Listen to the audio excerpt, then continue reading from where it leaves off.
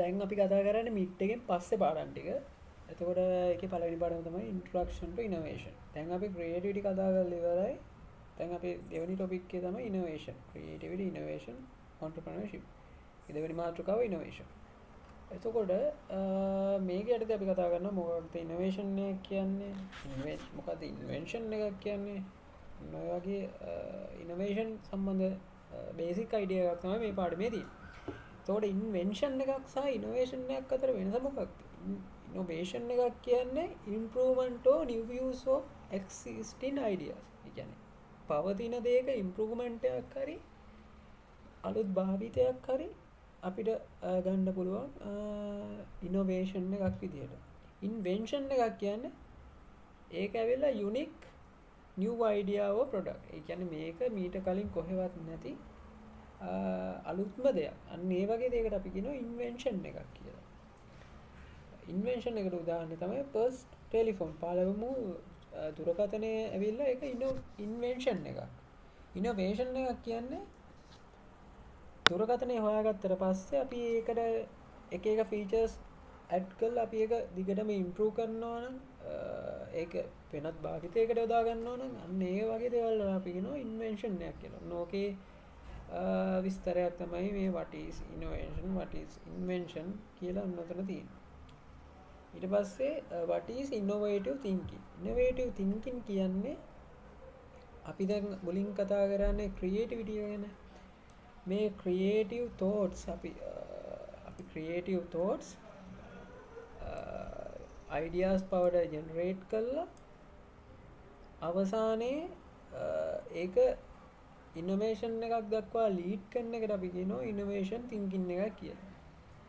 මෙන්න මේ innovation thinking එකේ ප්‍රධාන objectives දෙකක් තියෙනවා. එකක් තමයි make best use and or improve what we have today. කියන්නේ අපිට අද තියෙන දේ අපි කොහොමද improve කරගන්න සහ determine what we will need tomorrow and how we can best achieve it. කියන්නේ අපි අද පවතින දේෙන් අපි කොහොමද වැඩක් ගන්න සහ අපි හෙටට අපිට උමනා දේවල් වලට අපි කොහොමද කටයුතු කරන්නේ? අපි අද සෑහීමකටපත් වෙන්නේ කොහොමද? අපි අනාගතයේදී දේවල් හින්දා සෑහීමකටපත් වෙන්නේ කොහොමද? කියන එක තමයි මේකේ ප්‍රධාන ඔබ්ජෙක්ටිව්ස් දෙක වෙන්නේ. ඕක ගැන කතා කරලා ඊට පස්සේ යටත් කතා කරනවා මේකේ තව කොටසක් ගැන.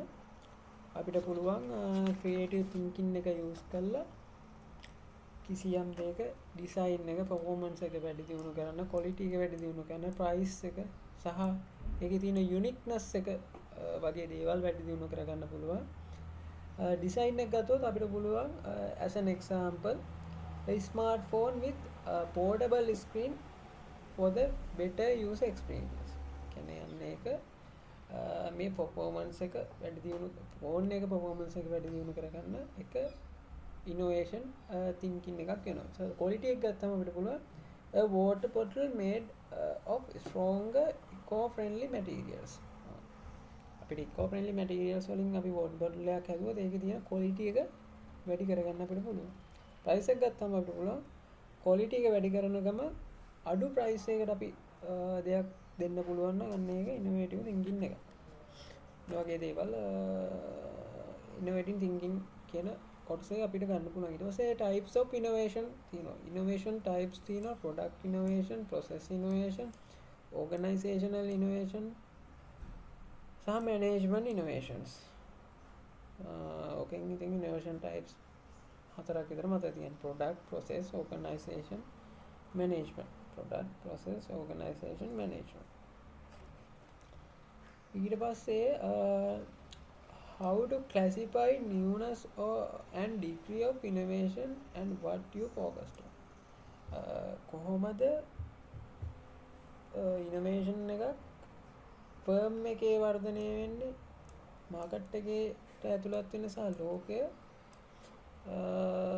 ඇතුළත් වෙන්නේ කියන එක ගැන තමයි පල්ලෙහා කතා කරන්නේ. එතකොට new to the firm ඒක ඇවිල්ලා firm එකට new. The innovation is new only to the company but not may already exist in the market. As a Sri Lankan company introduced online grocery delivery for the first time, even though it's already existing in the global. අපි new to the firm. මේක ලංකාවට අලුත් වුණාට ඒක ලෝකෙට අලුත් දෙයක් නොවෙන්න පුළුවන්. ඒ වුණාට ලංකාවේ firm එකට ඒක අලුත්. new to the firm කියන්නේ ඒකයි. ඒක මේ සුපර් මාකට් එකට අලුත් දෙයක් වෙන්න පුළුවන්. ඒ වුණාට වෙන සුපර් මාකට් වල ඒ දේ තියෙන්න පුළුවන්. ඒක new to the firm. ඊට පස්සේ first in the market. first in the market කියන්නේ ඒක මාකට් එකට අලුත්. අලුතින් මොකක් හරි වාහන මොඩල් එකක් එනවා මාකට් එකට. අන්න ඒක first in the market. ඊපස්සේ first in the world. ඒක ලෝකෙටම අලුත්. මෙතන උදාහරණයක් තියෙනවා the first flying car with AI driven air pilot entering global market. කියන්නේ AI use කරලා flying car එකක් introduce කරන එක. ඒක ඇවිල්ලා world එකට අලුත් දෙයක්. ඊට පස්සේ අර අපි පළවෙනි පාඩමේ කතා කරපු increment innovation සහ radical innovation ගැන කතා කරනවා. increment කියන්නේ තියෙන දෙයක් product modify කරලා වෙනස් කරන එකට. radical කියන්නේ අලුතින්ම අපි ඒ දේ හදන එකනේ. ඊට පස්සේ product level. product එකක තියෙනවා levels. product එකක තියෙන levels අපි ගන්න මෙන්න මේ යට ඉඳන් උඩට. පළවෙනි එක තමයි core product, generic product, expected product, argument product සහ potential product. core, generic, expected, argument නෙමෙයි augment සහ potential. core, generic, expected, augment සහ potential. core product එකක් කියලා කියන්නේ උදාහරණයක් විදිහට හිතන්නකො අපි ෆෝන් එකක් ගන්නවා කියලා. ෆෝන් එකේ මූලික අවශ්‍යතාවය වෙන්නේ මොකද්ද? කමියුනිකේට් කරන එකනේ. අන්න ඒක ගැන මත පදනම් වෙලා අපි නිර්මාණය කරනවා. ඒක ඇවිල්ලා core product එකක්. ඒකෙන් කරන්න පුළුවන් කමියුනිකේට් කරන එක විතරයි. මුල් කාලේ දුරකථන ගැන හිතන්නකො ඒකෙන් පුළුවන් කෝල් එකක් ගන්න සහ එහා පැත්තේ කෙනාට ඒ කෝල් එක ආන්සර් කරලා කතා කරන්න විතරයි. ඊට පස්සේ ජෙනරික් ප්‍රොඩක්ට් එකකට යද්දී ඒකට තව පොඩි ෆීචර්ස් ඇඩ් වෙනවා. උදාහරණයක් විදිහට ඔන්න ඒකට රේඩියෝ එක ඇඩ් වෙනවා. ෆෝන් එකෙන් රේඩියෝ එක අහන්නත් පුළුවන්, සින්දුවක් අහන්නත් පුළුවන්. ඔන්න වගේ පොඩි ෆීචර්ස් ටිකක් ඇඩ් වෙනවා ජෙනරික් ප්‍රොඩක්ට්. ඊට පස්සේ එක්ස්පෙක්ටඩ් ප්‍රොඩක්ට් එකකදී ඔන්න කාලයත් එක්ක ඒකට ටච් ස්ක්‍රීන්, කැමරා, ඒකේ බැටරි ලයිෆ් එක ඔන්න ඔය වගේ දේවල් එකතු වෙලා ඒකේ වැඩි සමහර ෆීචර්ස් වැඩි වෙන එකට අපි කියනවා එක්ස්පෙක්ටඩ් ප්‍රොඩක්ට් කියලා. ඊට පස්සේ අග්මන්ට් ප්‍රොඩක්ට් එකේදී වෙන්නේ මේකේ දැන් අතුලත් කරපු ෆීචර්ස් තියෙනවනේ. ඒ ෆීචර්ස් වල ඉන්ක්‍රිමන්ට් එකක් සිද්ධ වෙන්නේ මේ අග්මන්ට් ප්‍රොඩක්ට් එකේ. උදාහරණයක් විදිහට හිතන්නකෝ කැම් එකේ දැන් එක්ස්පෙක්ටඩ් මොඩල් එකේ මේ ෆෝන් එකට කැම් එකක් ආවයි කියලා. අග්මන්ට් ප්‍රොඩක්ට් එකේදී වෙන්නේ මේ කැම් එකේ තියෙන ක්වොලිටි එක වැඩි වෙනවා. චාර්ජින් වෙන ස්පීඩ් එක වැඩි වෙනවා. ඔන්න ඔය වගේ දේවල් තමයි අග්මන්ට් ප්‍රොඩක්ට් එකේදී. ඊට පස්සේ පොටෙන්ෂල් ප්‍රොඩක්ට් එකේදී ගත්තොත් අපිට පුළුවන් දැන් අද කාලේ ෆෝන් වල මොකද AI ෆීචර් එකක් තියෙනවා. අන්න අර ටෙක්නොලොජි එක දියුණු වෙලා AI ෆීචර් එකත් මෙන්න මේකට ඇඩ් වෙලා මේක පොටෙන්ෂල් ප්‍රොඩක්ට් එක වෙනවා කාලයත් එක්ක. එතකොට කෝර් ප්‍රොඩක්ට් එක පොටෙන්ෂල් ප්‍රොඩක්ට් එකක් දක්වා පත් වෙන පියවර තමයි ඔය දිනේ ප්‍රොඩක්ට් ලෙවල් කියලා උතන දාලා. ඊට පස්සේ මෙතන තියෙනවා ගෲප් ඇක්ටිවිටි එක. ගෲප් ඇක්ටිවිටි එකේදී කියනවා මොකක් හරි ප්‍රොඩක්ට් එකක තියෙන ලිමිටේෂන්ස් අඳුර ගන්න. ඊට පස්සේ ඒකට ලිමිටේෂන්ස් වලට ඔයගොල්ලෝ මොකක් හරි සොලියුෂන් එකක් දෙන්න සහ පෙර පැවති තත්ත්වය සහ පසු පැවති තත්ත්වය සංසන්දනය කරන්න කියලා. ඔක චුට්ටක් බලා ගන්න ගෲප් ඇක්ටිවිටි එක කොහොමද කරන්න කියලා. ඊට පස්සේ තියෙනවා මේ ANSOP matrix කියලා. ANSOP matrix එක කතා කරනවා අන්තිම පාඩමට කලින් පාඩමේ මම ඒකෙදි විස්තර කරන්නම් ANSOP matrix එක කියන්නේ මොකක්ද කියලා. ඊට පස්සේ දැන් කතා කරනවා importance of innovation. innovation එකේ තියෙන වැදගත්කම මොකක්ද කියලා. වැදගත්කම ඇයි innovation එකක් අපිට වැදගත් වෙන්නේ කියලා කතා කරොත් මේකෙන් තුනක් විතරදී මතක තියාගන්න. එකක් තමයි අපිට පුළුවන් වැලියු එක කිසියම් දෙයක වැලියු එක වැඩි කරන්න සහ reduce organizational cost එක.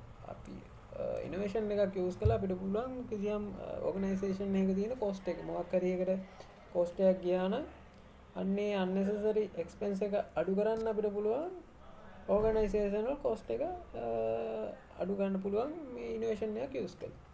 ඊට පස්සේ අපිට පුළුවන් අපි brand name එකක් මොකක් හරි එකක් තියෙනවා නම් අන්න ඒකේ ස්ට්‍රෙන්ත් එක වැඩි කරන්න.